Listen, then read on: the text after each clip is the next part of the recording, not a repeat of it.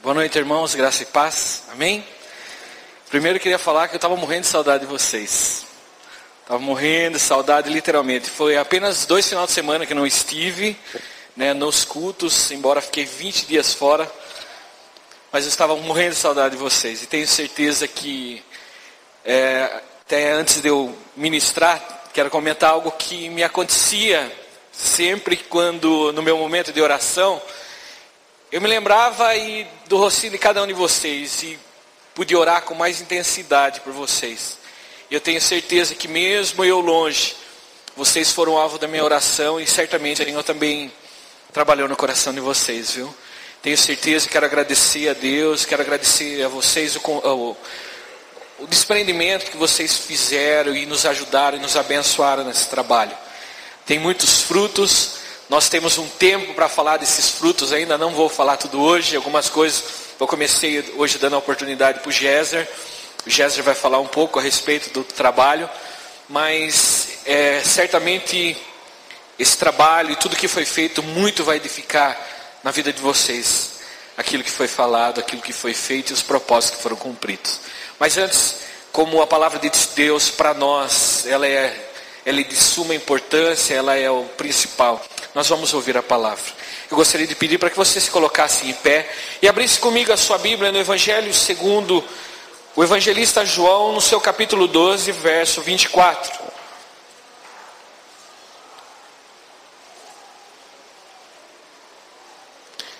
Evangelho de João, capítulo 12.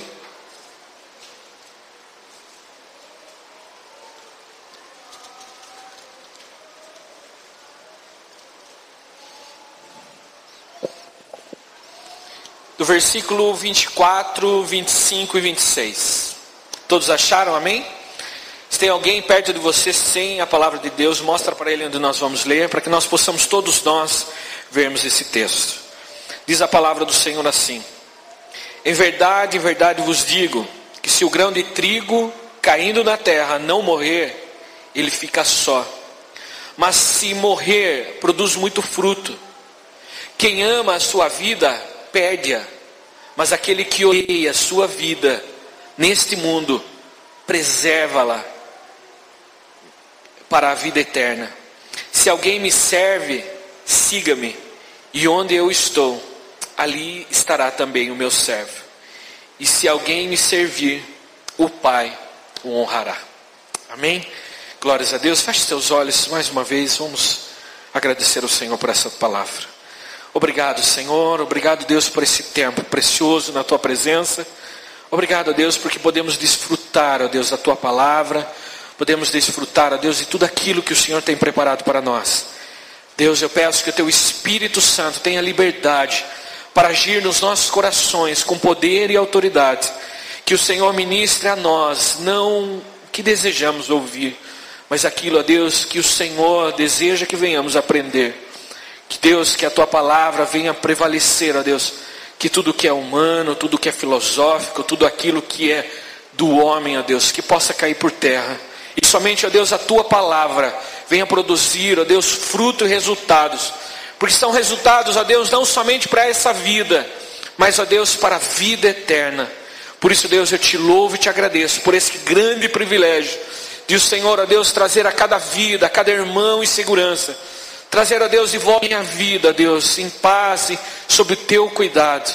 Obrigado, ó Deus, pelo Teu amor. Obrigado, ó Deus, por essa igreja tão maravilhosa, por esses irmãos tão preciosos. Ó Deus, obrigado pela minha casa, pela minha família e por tudo que o Senhor tem feito. Assim, Deus, eu Te louvo e Te agradeço. E que a Tua palavra, ó Deus, produza em nós aquilo, ó Deus, pelo qual ela está sendo mandada. Que haja, ó Deus, uma revelação poderosa do Teu querer sobre nós. É a minha oração em nome de Jesus. Amém. Amém. Você pode se assentar em nome de Jesus. Glórias a Deus. Como é bom estar de volta, viu, irmãos? Como é bom estar de volta. Falei, o sentimento misto rodeou e norteou meu coração quando eu saía do Feeding Hope, do orfanato, deixando tantas crianças. Deixando por um tempo, mas não abandonadas.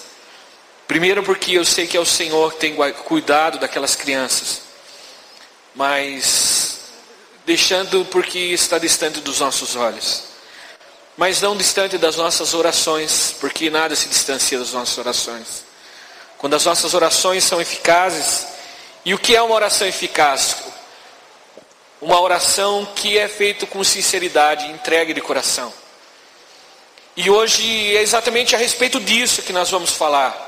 O tema da nossa mensagem é: com os olhos de Cristo eu vejo a vida.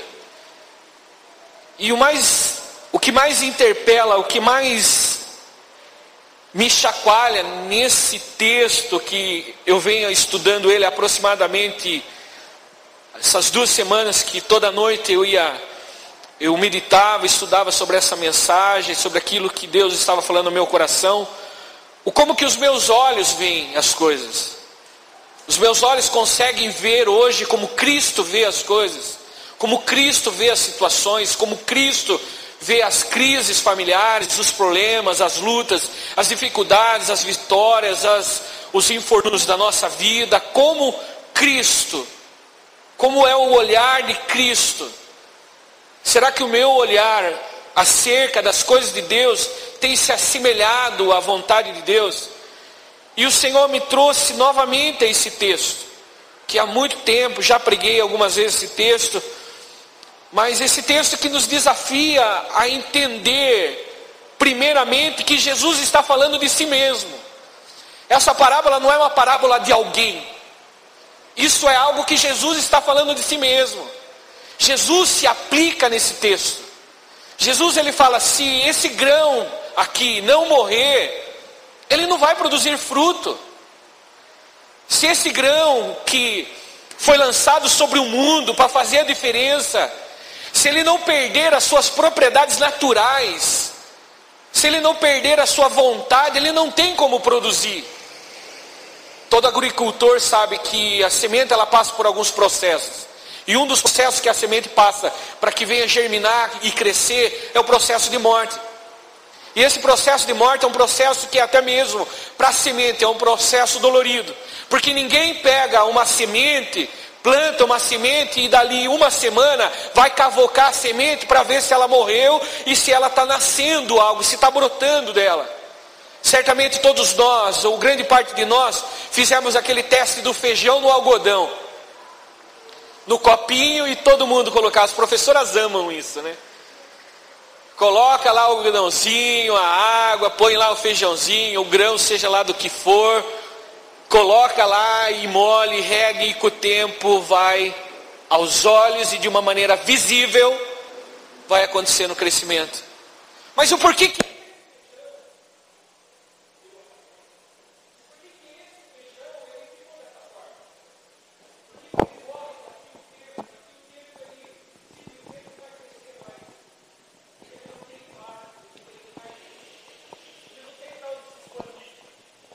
simplesmente, por favor, troque para mim que eu não gosto de cabresto. Parece coleira, né? A gente não pode andar que tem. Porque ele não tem para onde expandir. O feijão, quando a gente vê no copinho lá, chega uma hora que ele cresce, fica bonitinho, mas tem uma hora que ele vai apagar, ele vai simplesmente morrer. Por quê? Porque ele não tem para onde expandir. E o Senhor Jesus, ele é essa expansão. Quando a semente é lançada sobre a terra, ela expande. Quando uma árvore, né, esses dias, um tempo atrás, antes de eu ir viajar, eu estava conversando com a diretora aqui da escola, e ela estava falando que eles estavam tentando tirar umas árvores que rodeavam a escola, que as raízes estavam estourando todo o piso. Por quê? Porque essas árvores, as sementes delas cresceram e foram fundo demais. E pode vir o que for, não vai fazer com que tombe isso. Por quê? Porque existe um processo natural da semente que é criar expansão para que ela se mantenha em pé. O que me chama a atenção desse texto é que Jesus, ele se coloca como essa semente. Jesus, ele coloca como essa semente que precisa ser morta. E eu gostaria que você compartilhasse comigo desse texto. Olha o que ele fala. Capítulo 12, versículo 24. em verdade vos digo. Algumas pessoas já fizeram até mesmo algumas dissertações em relação quando Jesus cita em verdade. Já ouvi citações que Jesus estava querendo dar ênfase ao negócio. Já vi muitas citações quando Jesus ele repete, ele procura fazer com que a tradução para nós, seja João Ferreira de Almeida, ou seja NVI, ou qualquer outra tradução, nós sempre fomos orientados e entendemos que Jesus estava dando uma ênfase àquilo. Mas não é simplesmente isso. Jesus não estava apenas dando uma ênfase a algo. Ele estava falando que esse é o sumo do texto. Essa é a semente do texto, é o principal do texto. Onde os seus olhos têm que ficar agarrados, têm que ficar junto. E todo esse texto a qual Jesus ele começa a falar, que as pessoas começaram a subir para ir adorar a Deus, ele falou, nada disso é importante, se não for baseado no quê? Num texto de renúncia e morte. Se você vê o verso 20, ele estava falando e comemorando as festas, onde eles estavam indo para adorar. Mas o que Jesus estava falando, não importa você ir adorar. O fato não é você sair da sua casa para falar, hoje eu decidi, eu vou ir para adorar a Deus. O fato não é esse. Porque na nossa concepção nós podemos pensar que estamos indo para a casa de Deus, adorar a Deus. Só que a adoração a Deus, ela não acontece simplesmente aqui. A adoração a Deus é uma consequência de vida. São minúcias, são coisas pequenas que vêm a culminar com que a nossa adoração seja verdadeira. Mas um cantar ou estar numa reunião, simplesmente cantando e fazendo um coro em meio ao louvor, não faz de nós uma igreja adoradora. Faz de nós uma igreja que sabe responder ao dirigente do louvor. Porque ser uma igreja adoradora significa realmente entender o que é de principal que Jesus tem ensinado. E esse texto fala o que é de principal que o Senhor quer nos ensinar. Que a verdade é que se Cristo não tivesse morrido por nós, como essa semente, eu e você não seríamos frutos de tudo que Deus tem. Eu e você não seríamos frutos do amor, do cuidado, daquilo que Deus tem acrescentado na minha vida e na sua vida. Não seríamos resultado disso. Porque para Cristo, e nesse texto, Jesus se demonstra a própria semente, o responsável por tudo aquilo que acontece na minha vida e na sua vida. Não é apenas um enfático, Jesus quis chamar apenas a atenção no texto. Não, ele estava falando, esse é o principal, é o texto-chave, é o pontapé inicial. Tudo cresce a partir dessa semente morta. E qual é essa semente morta? É Cristo. Esse Jesus, esse sacrifício vicário que nos trouxe a mim e a você vida, e vida de uma maneira de transformação e abundante. O verso final, a parte B do verso 26 diz que o Senhor nos honrará. Algumas pessoas, e o normal é que nós buscamos e fazemos as coisas a Deus porque esperamos uma honra. Mas a honra, muitas vezes, quando somos espirituais, falamos, não, o Senhor me dará o seu galardão principal. Alguns que são um pouco mais interessados e olham um pouco mais dessas vidas, falam, não, tudo que eu fizer vai dar certo. Mas ao espiritual, entende que a honra é o simples fato e o privilégio de você entender que Cristo, sendo santo, morreu por você e por mim, pecadores, para que nós pudéssemos ter uma nova oportunidade de vida e entendermos que o Senhor espera que no mínimo sejamos iguais a Ele. Vestirmos o papel e assumirmos a responsabilidade de cristão é muito mais do que viver uma filosofia ou simplesmente visitar uma placa ou uma igreja. O Senhor espera da nossa vida resultados práticos. E quando dizemos de resultado prático, não estou dizendo simplesmente de uma visão de missões, você sair por outro lado do mundo, ou aqui perto, isso e aquilo. Estamos falando de resultados práticos na nossa vida, no dia a dia, no relacionamento com a esposa, da esposa, do casal com os filhos, na nossa vida de honestidade. Por que o Alisson chegou e falou, algum dinheiro que tem alguma procedência duvidosa, não traga? Porque o gasofilácio não precisa de uma providência duvidosa. A igreja, para ser sustentada, não precisa de ninguém. Ela precisa de Cristo como centro, porque Ele é o responsável por todas as coisas. Ele é, Cristo é. O resultado de todas as coisas para acontecer na nossa vida é Cristo como semente morta, dando fruto dentro da minha vida e na sua casa. Na sua vida, nos resultados. E esperar o Cristo honrar, não é esperar, eu tenho sido fiel, Deus tem que me dar. Isso é papo que nós, graças a Deus, nem usamos aqui, né? Isso daí está muito longe de nós, está a anos luz de nós. Porque esse negócio de barganha com Deus, para nós não serve, nós entendemos, tiramos de letra esse tipo de negócio da igreja. O problema é que nossas orações muitas vezes falham, né? A gente fala, ai Deus, tô passando por umas lutas aí, né Deus? Eu tenho me dedicado às coisas do Senhor, mas por que isso tem acontecido? Sonda teu coração. Sonda teu coração, porque Cristo morto e ressurreto é o suficiente. É tudo que eu e você precisamos. Porque nós não sabemos o que é Cristo como um tudo na nossa vida, até o momento em que nós tenhamos Cristo como o tudo que nós temos. Porque a partir desse momento, nós podemos compreender tais coisas. Quero dar apenas um exemplo para depois voltar para o texto. Não estou fora do texto, mas para voltar ainda a falar um pouco mais a respeito disso. De um episódio que aconteceu enquanto nós estávamos no Haiti. Eu compartilhei com a Jamile para que estivesse orando. Depois comentei com a minha esposa. Comentei também mais algumas pessoas.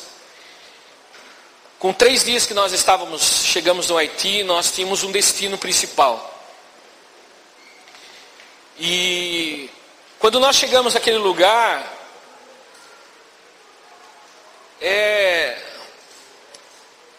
eu posso talvez usar essa palavra, talvez seja um pouco forte, mas é a palavra que eu vou usar. Aquele país é um país literalmente miserável, onde as pessoas brigam por pouco, e confiar a Deus pelo pão que pode ser que venha no dia seguinte ou não. É um país onde a dor e o sofrimento fazem com que as pessoas busquem a praticidade de uma religião que não funciona, como o voodoo. Eu mencionei que a minha esposa dormia durante todos esses 20 dias ao som de batuque de voodoo, ao ponto de pessoas baterem na porta de onde eu estava, eu não sei se para tentar intimidar, se aquilo, e eu ter que ir no meio da madrugada, sozinho, dobrar meu joelho e falar, maior é aquele que está em mim do que aquele que está no mundo, e abrir a porta e falar, nem sabia quem era, e vi pessoas rindo do lado de baixo. Mas foi logo quando nós chegamos e eu percebi que não seria fácil, porque a espiritual ali estava incomodando. E quando nós pegamos, com 3 dias chegamos lá, eu consegui alugar uma caminhonete, até ela quebrar e dar um pau. Nós fomos para um lugar chamado Quinta Seção. Esse lugar chamado Quinta Seção, ele é o extremo do extremo da ilha do Haiti. É onde tem uma colônia africana, que são os africanos quando foram trazidos para o Haiti, eles ficaram segregados, eles mantêm o idioma ainda, nem o crioulo eles usam o idioma africano lá, um dialeto africano. E nós estávamos indo em direção a isso, estava eu, mais um americano, 2 haitianos e um italiano junto conosco nessa caminhonete. E nós seguindo lá com algumas roupas, porque não sabia quanto tempo eu ia ficar, com algum dinheiro. E quando nós estávamos na estrada, depois de umas 2 horas de Saint Mark, que já não tinha mais contato de telefone, não tinha mais nada. Na hora que nós estávamos no meio do nada, nós dirigindo, encontramos 2 carros parados no meio da pista, fechando a única rua que dava acesso. E quando nós saímos para ver o que estava acontecendo, pelo menos 4 ou 5 haitianos, porque o pessoal ficou, e eu me envolvo nisso, a gente acabou ficando nervoso. Saiu uns caras com umas baitas de umas carabinas desse tamanho e nos assaltaram. Levaram tudo, levaram minha mochila com roupa, toda a roupa que eu levei. Levaram, acho que cerca de $800. E teve americano lá que estava com a sua mala e estava com $3.000. Levaram tudo, limparam tudo, todas as roupas. O cara ainda pegou o passaporte, jogou na minha cara assim e falou, viu, volta e dá lembranças pro Raí. Porque eles gostam muito de futebol, né? Eu falei, obrigado, vou dar sim, viu? Mas aí, na hora que nós estávamos voltando, o italiano ficou tão indignado, e o americano caiu na visão dele, que ao ponto dele falou, me deixa onde eu estava, que eu vou pegar um avião e vou embora agora, eu vou dar um jeito de sumir desse país. A revolta, e eu não tirei, no começo eu não tirei a razão dele, porque eu entendia que ele se dedicou, abriu mão da sua vida, de coisas para se oferecer, para abençoar, e era aquilo, a paga que ele estava recebendo, por tentar se dedicar, com uma carabina desse tamanho, que o cara não conseguia nem segurar com uma mão, ele tinha que segurar com as duas mãos, sendo apontado para nós, para ser tirado as únicas coisas que nós tínhamos. Parte do alimento levou, parte não deixou. Os forgados, biscoitos, as coisas que nós tínhamos que comprar para as crianças, eles levaram embora. O grosso, arroz, feijão, não quiseram levar. Mas tá bom. Depois de outras coisas, e no decorrer eu vou estar falando a respeito disso. Mas quando eu voltei, depois disso, porque nós não conseguimos seguir viagem, depois eu fiquei sabendo que foi chegado o exército, que o exército de paz, a ONU, o Brasil que está lá, foram lá, interditaram, tinha outros missionários que estavam lá, a família de a esposa de um rapaz missionário que já estava lá dentro da quinta sessão, estava muito nervosa, não sabia o que tinha acontecido com ele, e ele lá servindo, e o exército brasileiro não deixava ninguém passar, não tinha medo de passar isso alguns 2 dias, 3 dias depois, e foi essa bagunça só. Mas aí quando voltando, e ele tomou essa atitude de pegar e querer ir embora, ele arrumou voo depois só de 2 dias, e ele realmente foi embora do país, maldizendo o país e falando, não quero saber, para esse lugar eu nunca mais volto. Causou uma certa estranheza no meu coração, porque a impressão é, por qual motivo eu saí do meu país para vir e fazer tal coisa? Queridos, se somos sementes, se Jesus tem buscado de nós sermos essas sementes que fazem diferença, as coisas dessa vida não podem nos afligir. Eu estou usando esse exemplo de uma maneira, não estou citando nome, mas de uma maneira vergonhosa. Porque talvez você possa falar, mas o cara estava lá, pastor, entenda ele. Tá, eu vou entender ele, mas e você? E você? Agora o negócio é nós aqui. E você, porque por tão pouco tem aberto mão de muitas coisas e de muitos propósitos que Deus tem estabelecido na sua vida. Quem disse para nós? Quem foi o mau pregador? A praga ou o endemoniado que falou para você que um dia você aceitar e viver a Cristo ia ser só um mar de rosa? O cara que falou isso, meu irmão, ele está totalmente, redondamente enganado, e talvez ele nunca conheceu o Evangelho. Porque o Evangelho de boas novas é o Evangelho de morte.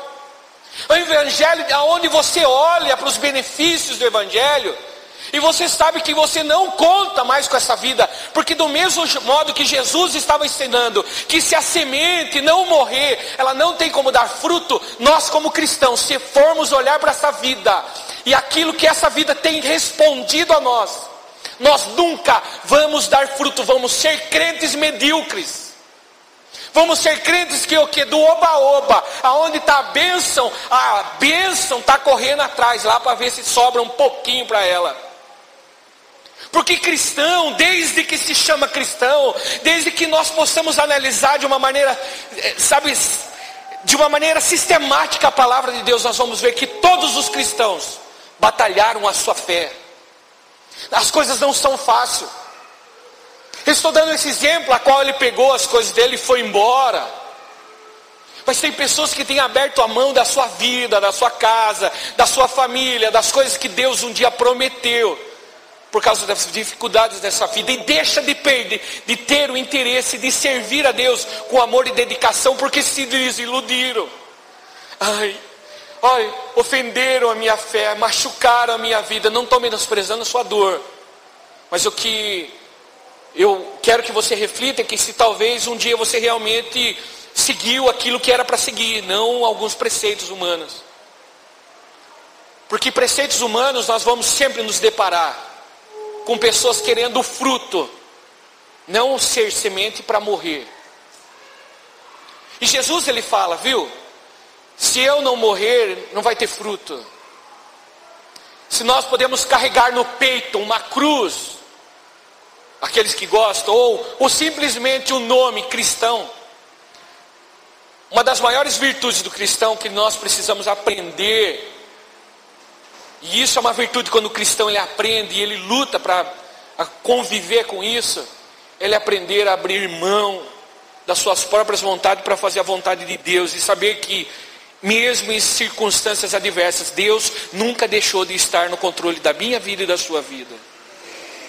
Pastor, se temeu, quando temi sim, quem sabe levar um tiro, isso, aquilo, mas eu sabia que se não fosse a vontade de Deus, nada ali me aconteceria.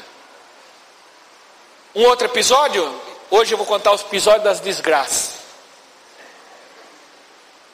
Quebrou o carro, não consertava, não tinha, na cidade de Moí, tinha 2 agências de carro, estava lotado de estrangeiro fazendo trabalho, uma cidade onde não tem nada, 5 horas de energia só por dia, sem ventilador, sem muita coisa que você possa imaginar, sem luz na rua, nada, breu, absurdo. Onde eu estava, a bateria funcionava, depois que acabou, a bateria de carro funcionava mais 3 horas, se vira nos 30, 10h30, bof, acabou. Tinha um dia que tinha uma próxima onde eu estava, uma praça que tinha um gerador.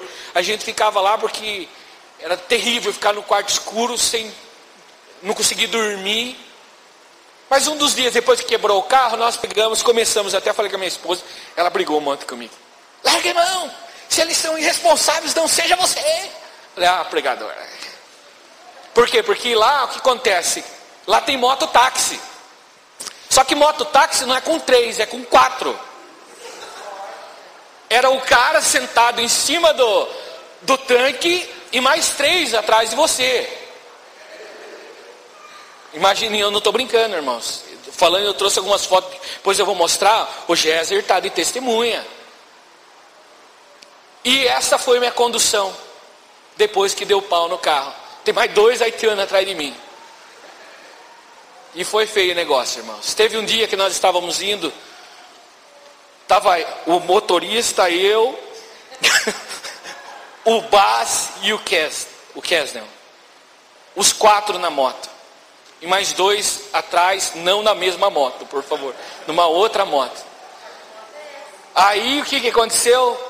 Nós estávamos andando, de repente um poste de um caminhão caiu, um poste foi acertado e fio de alta tensão começou a explodir de tudo que é lado. E literalmente diante de Deus, o fio, eu precisei abaixar para o fio não acertar na minha cara.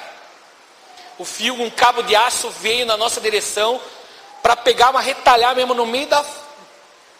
Tanto que na hora que um abaixou foi um dominó. Só fizemos assim, vimos e acertou os outros de trás, que ele levou um choque, caiu. Eu fiquei no chão caído só de desespero. Eu tremi só de desespero, irmãos. Porque eu não sabia, eu via. E depois do que tinha acontecido conosco do assalto, aquilo para mim, eu falei, Deus, definitivamente, eu sei que é o Senhor que está no controle. Eu não vou abusar, mas eu só sei que depois eu precisava andar de moto. Com mais 3 eu nem estava mais aí, eu estava largado. Tirei até uma selfie, com 4 não foi. Porque eu sabia que era Deus que estava no controle. Era a única maneira que nós tínhamos de se locomover de um lado para o outro. Mas foi dessa forma, irmãos. Mas o cuidado de Deus sempre nos acompanhou. E era um cuidado que fugia do meu controle. Fugia do meu controle. Eu cheguei a andar 2h30 para ir num determinado lugar, tentando respeitar a palavra que eu dei para minha esposa de não andar de moto. Eu falei, mas está duro demais essa palavra. Eu vou voltar e vou andar de moto de novo, porque ou Deus ele está no controle da minha vida, ou eu vou ficar aqui, não vou conseguir render. Mas pastor, por que você está dizendo tudo isso? Sabe por quê, meu querido? Porque o cuidado de Deus, ele tem assistido a nossa vida a todo momento. A partir do momento, pode falar, pastor, mas você foi inconsequente, como minha esposa falou. Você tem a igreja, você tem 2 filhos, você tem a sua esposa que está no Brasil, e você é aventurando, pastor. Você não tem vergonha? 36 anos, vai fazer 37 anos essa cara, queimado, que a minha mulher falou que não era queimado, que era sujeira. Arranquei a camiseta, ela falou, amor, que isso, não toma banho? Eu falei, não é, amor, eu tomei banho. Não, isso não é banho, isso é sujeira. Eu falei, estou falando para você, eu tomei banho, tomava bastante banho ainda. Não tinha água quente, mas água tinha bastante água. Ou o cuidado de Deus estava sobre a vida da gente e nos cuidando, ou a gente simplesmente se tranca dentro de casa. E uma vez eu vi, há tempo atrás, eu vi de um pastor, eu achei muito interessante. Ele falou o seguinte, o lugar mais seguro que você pode estar, não é num voo cheio de turbulência, como eu tive na volta, que subia comida e voltava, que você falava assim, Senhor, recebe minha alma. Porque esse foi duro, irmãos. Nunca na minha vida eu tive um voo de 9 horas tão turbulento, tudo que é sentido, turbulência no avião e turbulento no meu coração. Teve uma hora que eu estava no meu celular lá, porque a Bíblia estava na bolsa. Falei, Senhor, mas nem para despedir da palavra, porque está difícil, que não abre a Bíblia online aqui, porque foi um negócio. Eu já sou medroso, mesmo assim de natureza. Sabia que Deus estava no controle também. Ah, mas não deixou, ficou com medo. Fiquei mesmo, irmão. Mas eu sabia que Deus estava no controle da minha vida ali. Mas quando o Senhor está, o lugar mais seguro não é se estamos num avião, numa bela de uma companhia, ou estamos sentados em terra, ou estamos em qualquer outro lugar. Quando nós temos Cristo e o Senhor, Ele se torna o lugar onde o Senhor quer que estejamos. É o lugar mais seguro que nós podemos estar. Eu já vi pessoas falando que morreram, que se acidentaram dentro do banheiro e morreram dentro do banheiro, irmãos. E não estou falando de pessoas idosas, pessoas novas. Então o cuidado de Deus, entender o cuidado de Deus, ele vai além. E quando Jesus ele começa a descrever nesse texto, que era necessário que a semente viesse a morrer para que ela desse fruto, era necessário a semente entender que era Jesus, que não importava o que acontecesse, era o Senhor que estava cuidando, era Deus que estava cuidando da vida. O cuidado estava sobre a mão de Deus, e todos os frutos vinham de um resultado de abrir mão de alguma coisa. A nós é sobre o que nós estamos abrindo mão. Se coisas tão pequenas estão nos afastando de Deus.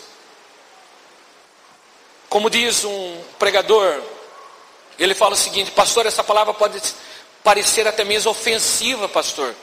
Muitas vezes dura e falando ofensiva, que a gente tem que se posicionar, isso, aquilo. Ofensiva por quê? A nossa vida não é outra coisa a não ser ofender a esse Deus vivo que servimos. Quando somos incrédulos, você acha que ofendemos quem? A minha esposa? Quando eu deixo de acreditar naquilo que Deus quer fazer na minha casa, na minha família, dos meus filhos, através da minha perseverança de ensino sobre eles, nós ofendemos a quem? Quando nós olhamos para uma situação na nossa vida e falamos, isso está difícil, acho que não vai dar. Nós estamos falando para Deus, Deus, não valeu em nada você mandar o seu filho morrer, porque não serve para nada agora nessa situação. Essa situação é irreversível. Quando a gente olha para alguém que a gente fala que não tem jeito, a gente está falando para Deus, Deus, o seu sacrifício não tem poder para mudar essa vida. Mas eu quero falar para você que a morte, essa semente que morreu, foi para que eu e você estivéssemos aqui. Não somos os melhores, que se diga de passagem. E quando a minha e na minha vida e na sua vida há a morte, de semente, como sementes para morrer, os frutos acontecem na nossa vida. Existem pessoas que começam a receber as coisas de Deus, e eu não estou falando somente das coisas físicas, começam a receber as coisas de Deus de uma maneira completa. Por quê? Porque elas aprenderam que existe algo muito precioso quando você para de viver para a sua própria vida e vive para o Senhor. E o que é viver para o Senhor? É viver na dependência dEle, valorizar e colocar em prioridade as coisas que Deus deseja. E olhar com os olhos como Cristo olha, como Cristo vê. E nós declararmos que eu vejo a vida como os olhos de Cristo. É entender tal coisa. É entender que se nessa verdade que o Senhor, que João estava descrevendo, que se o grão de trigo caindo na terra não morrer, ele vai ficar só. Eu e você somos sementes nessa terra.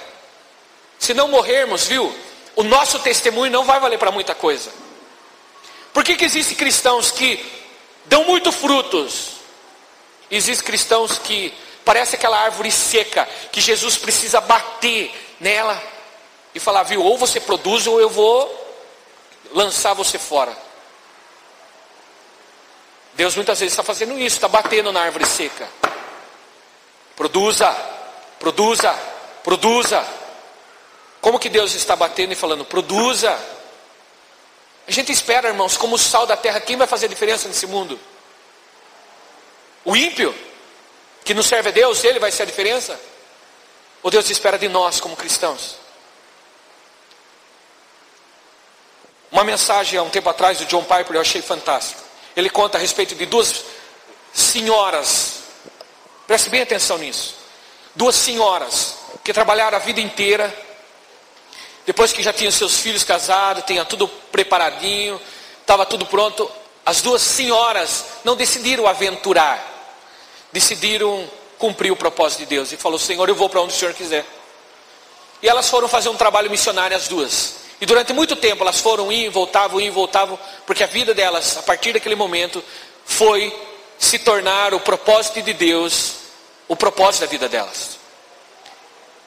E o John Piper contando isso numa universidade, ele fala o seguinte, ele narra a seguinte história, que um certo dia elas estavam subindo numa alta montanha, num lugar muito alto, e para pregar para um determinado número de pessoas e ensinar doutrina, ensinar a palavra de Deus.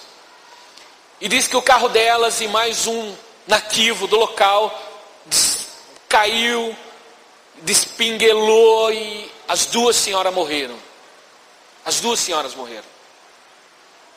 E ele começou a contar que ao ponto do vídeo mostra isso, que os jovens ficaram chocados. E ele estava citando um outro exemplo, que ele tinha pregado isso. E ele falou, muitos de vocês acham uma grande desgraça, que foi uma grande desgraça o que aconteceu com essas mulheres. Foi a coisa pior que podia acontecer. Essas duas mulheres já estavam trabalhando para Deus, servindo a Deus. E elas morreram onde estava Deus, que não viu. Elas abrindo mão da vida delas, dos filhos, dos netos, para viver a vontade de Deus, e elas morreram. Olha a presunção do homem, a arrogância do homem, falando com Deus, em tom de, me dá uma resposta que eu não entendi. O Senhor foi um Deus não muito bom. Aí John Piper encerra a mensagem dele falando o seguinte, desgraça é uma mulher da idade dela gastar sua vida na frente da televisão. Desgraça é uma mulher da idade delas, as jovens, gastar sua vida com porcaria, com futilidade. Isso é uma desgraça, porque elas estão morrendo para elas, e aquelas duas mulheres morreram para Cristo. Entende que há um paradoxo nesse mundo, irmãos, que viver para essa vida e fazer as coisas que todo mundo faz é uma desgraça aos olhos de Deus. É uma coisa que Deus ele tem vontade de vomitar, se eu posso usar essa palavra. Mas viver para Deus, colocar a nossa casa, a nossa família, servir a Deus e falar, Deus está aqui minha vida, isso não é desgraça. E se a nossa vida for interrompida por algum momento, isso é promoção de uma eternidade que vamos viver com Cristo. Entender a vida cristã é muito mais do que entender a religiosidade dessa vida. Entender a vida cristã é muito mais do que entender que chegou o domingo, 5 horas da tarde, eu preciso começar a me preparar, tomar um banho para eu ir para o culto. Viver a vida que Cristo espera, que nós desejamos a viver, é uma vida de segunda a segunda. É uma vida onde vivemos e buscamos o que eu posso fazer para o Senhor, Deus. O que eu posso fazer na tua obra, o que eu posso te servir, o que eu posso ser útil nessa vida. E com todo o amor que eu tenho pela minha esposa e pelos meus filhos. E essa que não foi a primeira e nem vai ser a última. Se um dia Deus achar graça em me tombar em algum desses lugares, vai ser o lugar onde eu melhor podia ter tombado. Porque uma desgraça seria se eu morresse na minha casa, com um controle remoto na televisão, só assim, ó. Isso é uma desgraça. Uma desgraça para a humanidade, uma desgraça para o cristianismo, uma desgraça de exemplo, uma desgraça de tudo que você possa imaginar. Mas tombar em nome de Cristo, porque essa semente tombada vai ser exemplo. Essa mulher, imagine só a comunidade dessas mulheres. O exemplo que essas mulheres deram. Quando na igreja dela mencionaram essas duas missionárias que morreram fazendo a vontade de Deus. Esse deve ser o desejo de entender o que é a morte. E se entende que uma mulher dessa, ela não tinha mais perspectiva, ela queria servir a Deus. Não importa, aonde quer Deus que o Senhor quer. É aqui, servindo isso, fazendo aquilo. Eu quero servir o Senhor, é isso que eu quero. Aonde for e o que precisar, o nosso tombo, a nossa morte nessa vida não é uma tragédia. Tragédia é a nossa vida secular a nossa vida secular, essa é uma tragédia. Ô pastor, mas calma aí. É porque cristão não tem vida secular, por favor, irmão. Pastor não tem vida secular. Missionário não tem vida secular. Que isso que está dizendo? Nós não temos vida secular. Onde nós somos aqui, temos que ser no nosso trabalho, na segunda, na terça, na quarta, na quinta, na sexta, no sábado. Eu não deixo o paletó aqui, ou deixo seja lá o que for, a Bíblia, o microfone aqui, sou o homem totalmente diferente lá de fora, não. Aquilo que eu procuro ser aqui, desafiado de pregar aquilo, algo que minha esposa está a todo momento de ouvido bem aberto para chegar e falar, isso não, hein rapaz, isso você não vive não. Porque a nossa vida não tem secularismo. A vida do cristão a vida é piedosa por todo o tempo. E finalizando o nosso texto, olha o que diz. Géser, fica no jeito aí, Géser. Verso 24. Em verdade vos digo que se o grão de trigo caindo na terra não morrer, ele fica só. Mas se morrer, produz muito fruto. Em outras palavras, a partir do momento em que a nossa vida, como o exemplo de cristão que somos, passamos a morrer, muitos frutos acontecem. O que eu gostaria que você pensasse hoje, colocasse no teu coração, e não é para você chegar para sua esposa, perguntar para sua esposa isso e aquilo, faça essa pergunta para você mesmo: quais são os meus frutos? De que maneira eu busco um dia ser tombado nessa vida? Um pregador que eu amei demais, as suas mensagens, eu acredito que, pelo menos que está na internet, eu duvido alguma que eu não tenha visto. Até algumas em inglês que eu me matei de traduzir, fazer para me pegar. David Wilkerson. Esse homem, ele morreu esmagado. Pregou a vida inteira para gangster em Nova York. Pregou em cruzadas, um homem de Deus, um homem que chorava, um homem que era contra tudo aquilo que era evangelho do reino de Deus à sua época. Homem que nós tivemos, minha esposa e eu, nós tivemos a oportunidade de estar na igreja dele, na Times Square, nos Estados Unidos, uma big de uma igreja. Um homem onde um homem santo, um homem agradável aos olhos de Deus.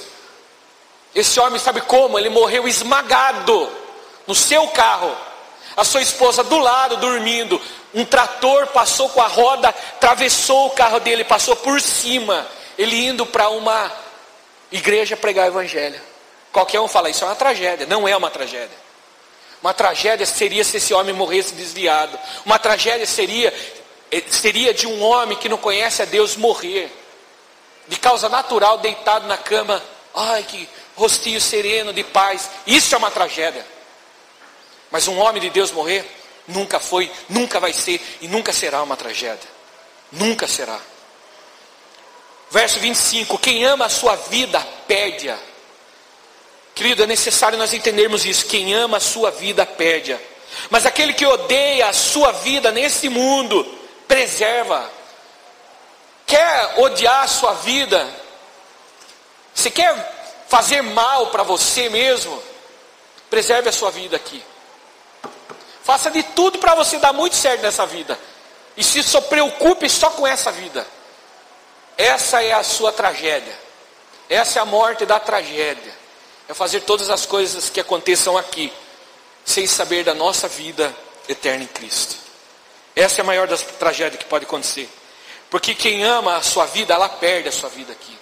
Ele não se preocupa. Mas calma aí, pastor, deixa eu ver se eu entendo. Está meio embolado, pastor. Quer dizer que eu, como cristão, eu tenho a responsabilidade da minha casa, da minha família, de trazer o sustento. Como que eu vou perder a minha vida, abrir mão da minha vida, para mim, do jeito que você está falando aí, sendo que eu tenho todas essas responsabilidades? A questão é uma só. O que você prioriza? Você não está preocupado se você é outra, pelo contrário, Deus deu a responsabilidade para mim e para você, cuidar da nossa casa e da nossa família. Deu para mim, falou, porque se eu não cuidar bem da minha casa, a palavra de Deus fala que eu não sou digno para falar para vocês. Então eu tenho que cuidar da minha casa. Eu tenho que dar para os meus filhos, ensiná-lo a eles. Mas quais são as minhas prioridades? O que é prioridade na minha vida? Quem ama a sua vida, perde-a. Mas aquele que odeia a sua vida nesse mundo, preserva. Preserva como? Olhando somente para si. Olhando somente para aquilo que pode ser de benefício próprio. Para a vida eterna. Quem ama a sua vida, perde-a. Mas aquele que odeia a sua vida neste mundo, preserva para a vida eterna. Se alguém me serve, siga-me. E onde eu estou, ali estará também o meu servo. Sabe, querido, isso é maravilhoso, porque o Senhor, Ele fala que quando servimos ao Senhor da maneira que Ele deseja, aonde nós estivermos, aonde o Senhor estiver, ambos estarão. Se eu estiver em tal lugar, ali o Senhor estará. E o Senhor será a minha proteção, o meu cuidado. Aquele que protege a minha entrada, a minha saída, que cuida da minha vida, de todas as coisas. E o verso diz assim: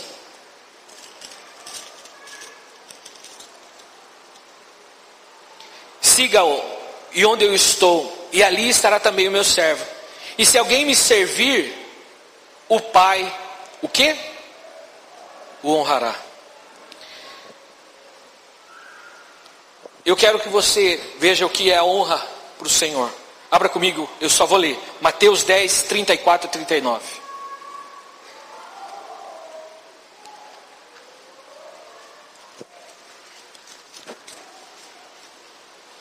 Pastor, isso é paradoxal demais. É mais ou menos.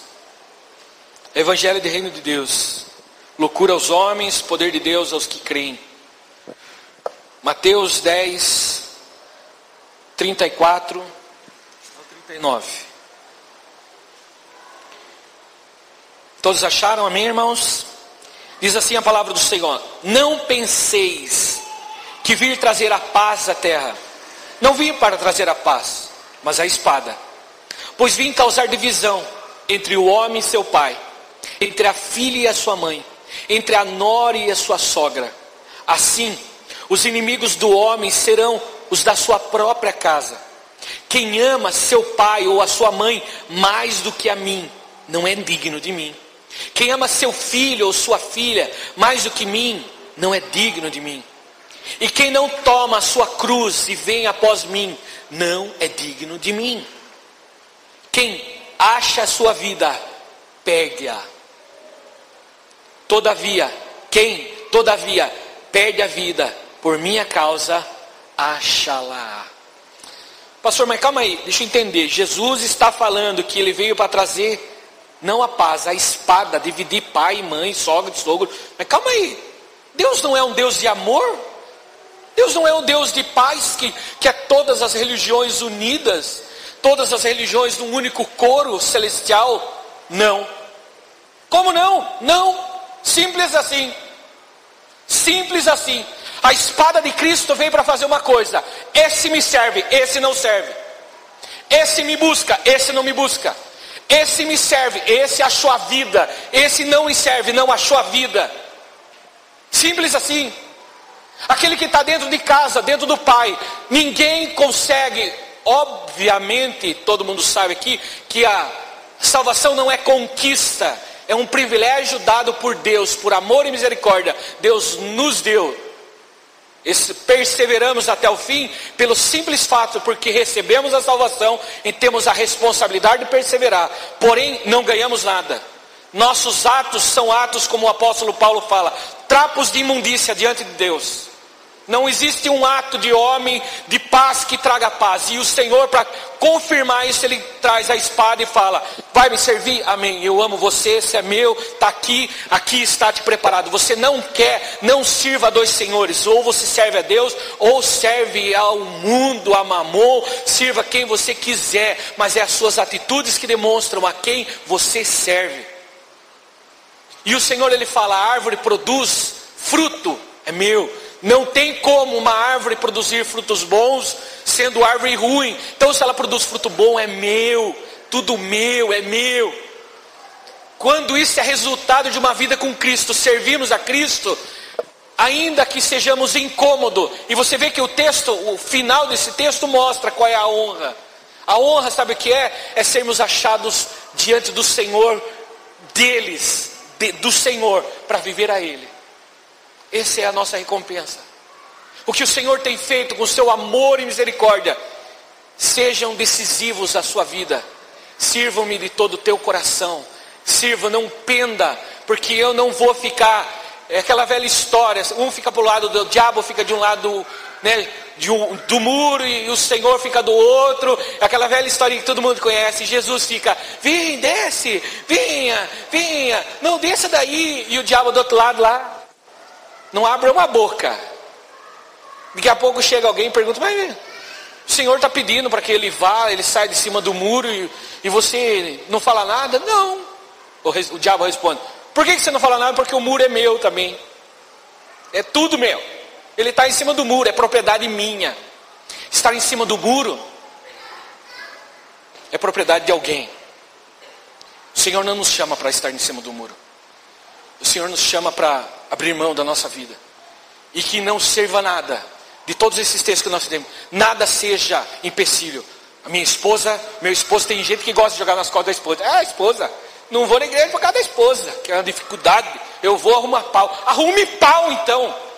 Como isso, pastor? Arrumar pau não, eu vou ficar omisso para ter paz na minha casa. Continue dessa forma. Continue que você está indo bem. Para ter paz na sua casa você não busca Deus. Continue desse jeito, sempre vai ser dessa forma.